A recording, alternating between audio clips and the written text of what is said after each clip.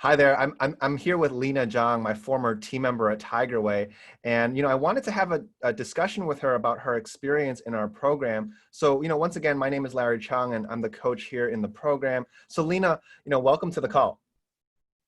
Hi. Hi. So Lina, you were in my program for nearly a year, and that was back when I had the in-person program. Today we run the program online because of the current health situation. But Lina, while you were in the program, could you maybe like walk us through like how it felt for you, like when you first started, and then what was like your experience in the program like over time?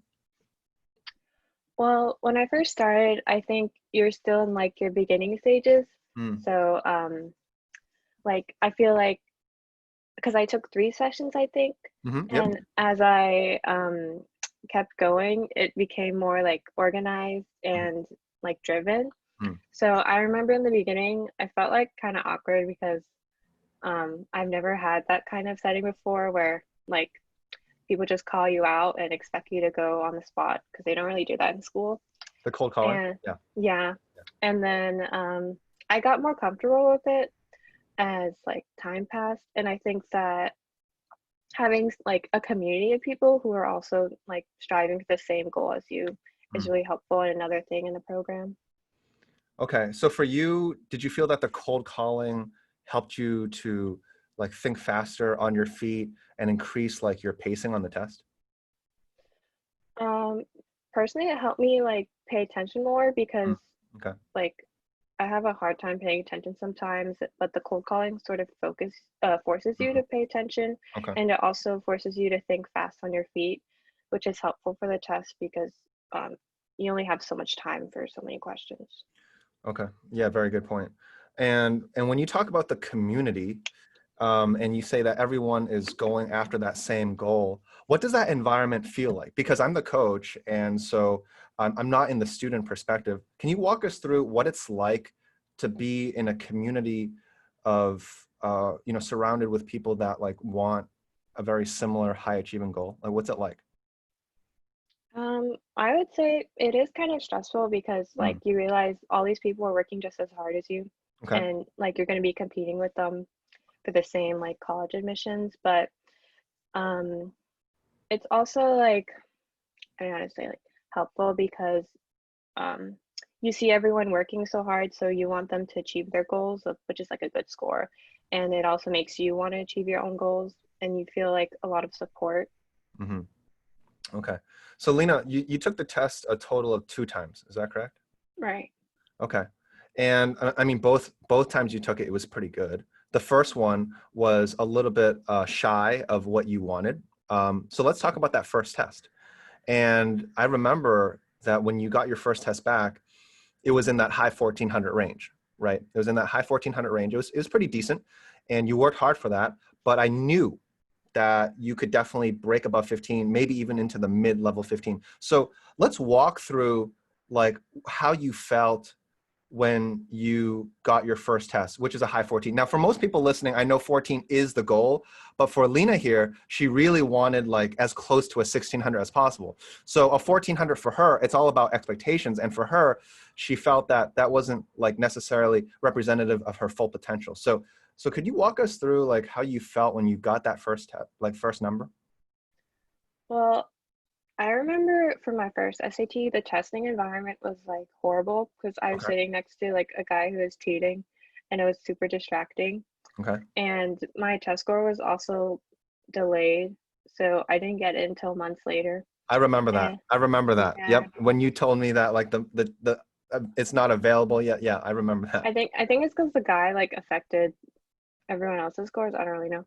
Okay. Um, but like I don't want to say I was disappointed, but I was Sure. Sure. I mean, yeah, understood.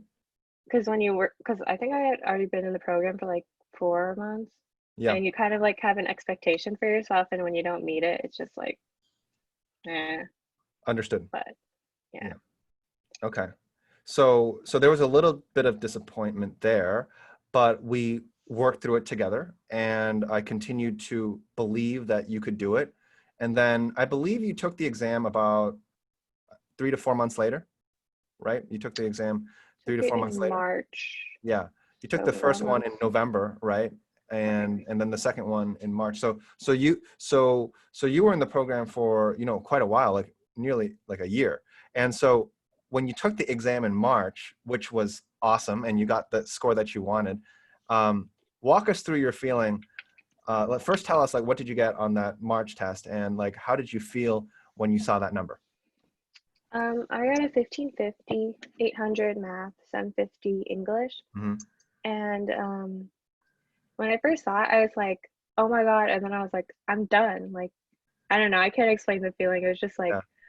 I was kind of sad actually because I was like, oh no, I have to stop like something that I've like gotten routinely used to. Okay. And I don't know, I was just like, I'm done. And then it was like stress lifted off my shoulders, but still like kind of sad. I don't know. Only high achieving people would say that, that when you get the result that you want, that you feel as if like, okay, well, this routine, I can move on to other things. But just like everyone else in the program, I want you to move on to bigger and better things. So I'm proud of you, right? Like there's no need to be sad. Like it's definitely a very happy moment, and it reflected your potential. And that's exactly like the level that I believed that you could get to. It took a lot of work, and you were in the program for a long time, but it ultimately paid off. So, so let's talk about, the SAT and the fact that it's a test optional for some schools out there, temporary policy, but it continues to, be that way until next year. So can I get your thoughts, because you're entering college this fall? What are your thoughts on the importance of the SAT still, even though some schools have made it temporarily optional from, a student perspective? Well, test optional still means that they're looking at it. Hmm. Like I still think it's a factor, even if they go optional, they're just letting people like have a pass if they don't have a score. Yeah. Or also, I know a lot of schools are doing it to get more applicants. Hmm. Um, but I still think like the SAT for scholarships, it will get you so many scholarships just by entering your SAT score. If you have like above a 1400, you can get so many scholarships easily. And if you're planning on going to your state school, most of the times they just look at your GPA and SAT and are like, okay, you can come in. Mm. And if you want like a reassured safety in that, a good SAT score will keep that for you. Okay. Yeah. And I know that you have some thoughts about like test optional hurting a certain type of student applicant. Test optional helps a certain type of student. I think it disadvantages a certain type of student. What kind of student profile do you think test optional disadvantages, like hurts them in the process? Well, I think like certain cultures, particularly like Asian cultures, they emphasize test scores, especially since like most of their parents went to school in like China or Japan or whatever, which like the whole college admissions is just a test. Mm-hmm. So like test scores have been emphasized throughout your whole life. And considering how like affirmative action stuff expects like Asian applicants to have higher test scores and higher GPAs. A good SAT score can offset um, your GPA if you have like an average GPA. So I definitely think it hurts like Asian applicants in particular because we sort of grow up in a culture where test scores should be able to get you into the college you want. And now that they're going optional, it doesn't really give you that extra boost.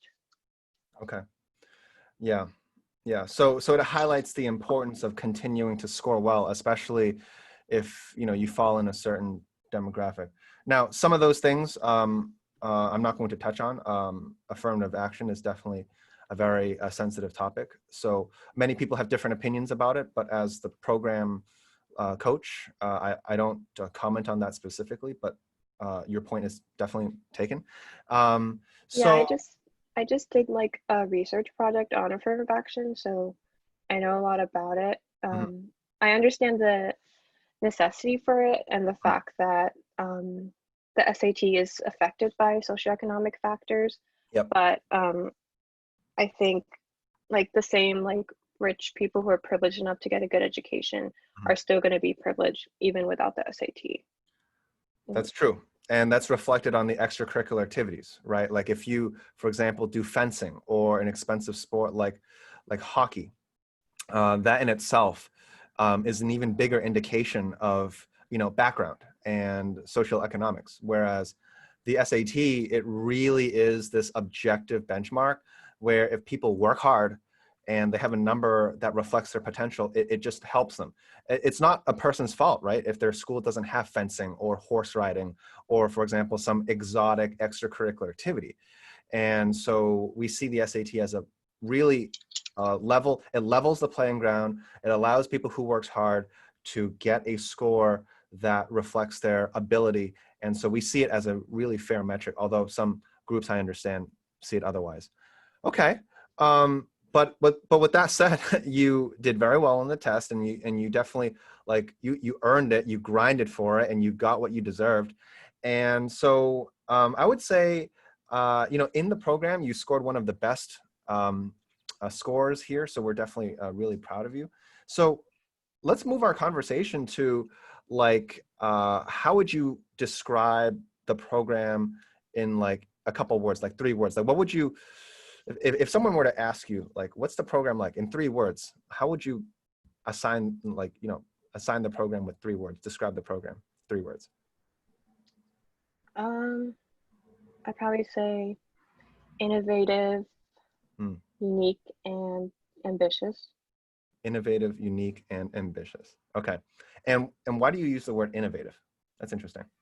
Because like I've gone to other, like I did a SAT summer program Okay. at one of your competitors, and Okay. like no one's gonna push you or feel as comfortable pushing you as you were to us, because Okay. most people like want to please the parents, Hmm. and if you make students like if you pressure students or make them uncomfortable, then sometimes their parents will get mad. Okay. So a lot of like cookie cutter programs don't really do that. They just Hmm. like say the information and expect you to know it.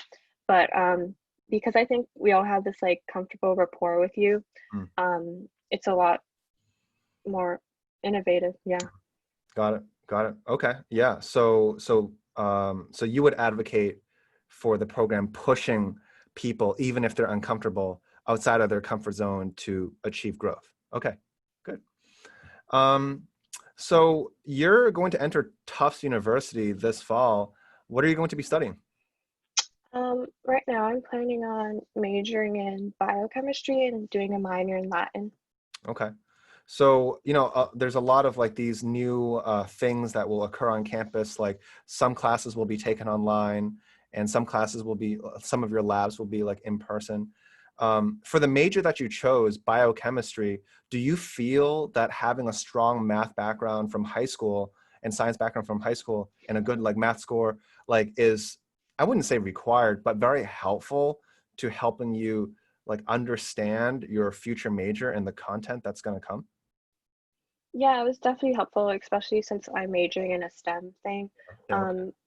Um, because I'm going pre-med, you have to really start off running, Okay. and most like other pre-med people like me have already taken like the preliminary like math and science courses and the AP math and science courses. So if you're going in without a strong math background, you're definitely like at a loss from the Okay. beginning. Okay. So if you're going to do the pre-med program, that means you plan to take the MCAT. Is that right? Yeah, but Tufts has this like unique thing where you can apply your junior year to med school. I heard about that. I heard about Yeah. that. Yeah. So I heard that Tufts has this entry program into their medical school where if you get in, you don't need to take the MCAT. Is that right? Is that Yeah, it was a big reason why I chose it. awesome? Okay. Well, that's great. I mean, if you get into that program, you don't need to take the MCAT, but even if you do, I'm sure you would find your next star coach to coach you on the MCAT to do really well. Well, like also for the early assurance program, which is what it's called, you have to take like 2 semesters of biology and like semester of orgo Hmm. and semester of statistics before your sophomore year ends. Okay. So definitely having like a science background is going to help you, because with my AP scores, I can place up Hmm. instead of starting with the intro classes. Yeah. Well said. Well said. Well, it sounds like you're entering college with a really strong foundation. And I think you're going to have a life-changing experience over these next 4 years. You're going to meet great people. You're going to take awesome classes with professors. Hopefully, in person, like after this academic year. You're going to have great labs and things like that. So you're really well positioned. So that's great. So, for anyone who's listening to this, conversation, this was my team member, Lina, Zhang. She was from BLS, Boston Latin School, and she did really well in our program at Tigerway.